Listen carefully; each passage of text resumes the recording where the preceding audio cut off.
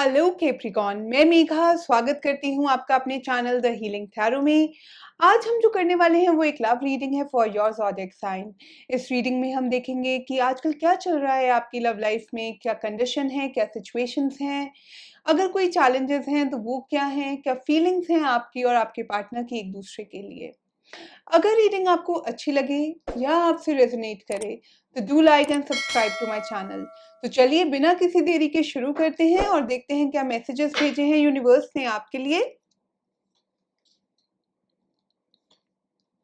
Okay, इस relationship की अगर मैं ओवरऑल कंडीशन की बात करूं तो मुझे लगता है कि कहीं ना कहीं आप दोनों पार्टीज इस रिलेशनशिप में स्टक या ट्रैप्ड फील कर रहे हो।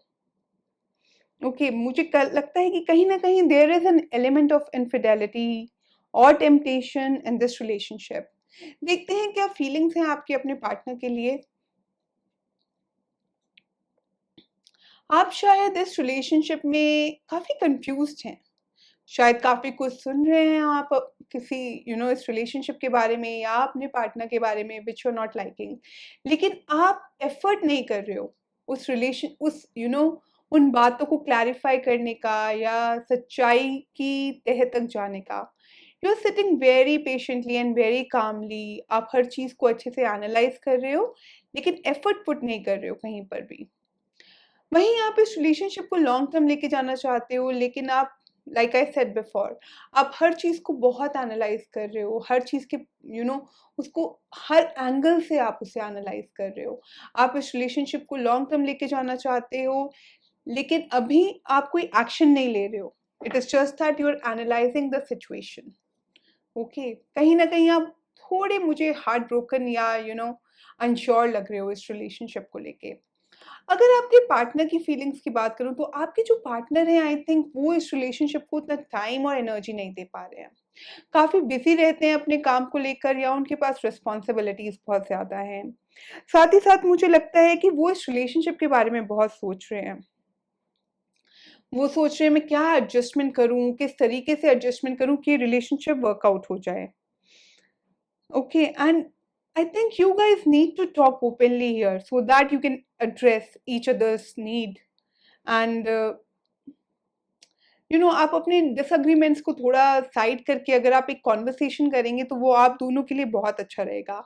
आपके पार्टनर हो सकता है थोड़े अग्रेसिव हों, बट कहीं ना कहीं मुझे लग रहा है कि अगर आप दोनों के बीच में डिसएग्रीमेंट्स या आर्ग्यूमेंट्स भी होते हैं तो वो इस रिलेशनशिप को और आपको ज़्यादा इंपॉर्टेंस देते हैं as compared to the arguments and the disagreements. अगर चैलेंजेस की मैं बात करूं तो कहीं ना कहीं आप दोनों के रिलेशनशिप में एक कंपैटिबिलिटी इशू है। आप दोनों के बीच में एक कंपेनियनशिप नहीं है, वो पार्टनरशिप नहीं है जो यूजुअली कपल्स में होती है, जिसकी वजह से ये सारी प्रॉब्लम्स क्रिएट हो रही हैं। आपकी जो रिलेशनशिप है उसकी जो फाउंडेशन है ना वो भी कहीं ना कहीं मुझे थोड़ी वीक लगती है। Maybe the reason could be anything. आप दोनों के थॉट प्रोसेस अलग हैं या इतनी खुल के कभी कुछ इंपॉर्टेंट टॉपिक्स पर बात नहीं हुई है आप दोनों की, और समथिंग ऑफ सिमिलर सॉर्ट। ठीक है, जिसकी वजह से आप दोनों के बीच में काफ़ी आर्ग्यूमेंट्स रहते हैं, काफ़ी डिसएग्रीमेंट्स होते हैं, लड़ाई झगड़ा भी हो जाता होगा, जिसकी वजह से काफ़ी टेंशन भी रहता होगा आई एम श्योर रिलेशनशिप में।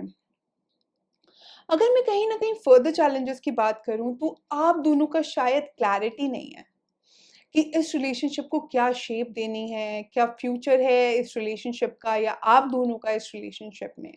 कहीं न कहीं आप दोनों काफ़ी इमैच्योर बिहेव कर रहे हो। दोनों अपनी-अपनी दुनिया में मगन हो, दो you are enjoying this relationship, ठीक है, जो भी चल रहा है।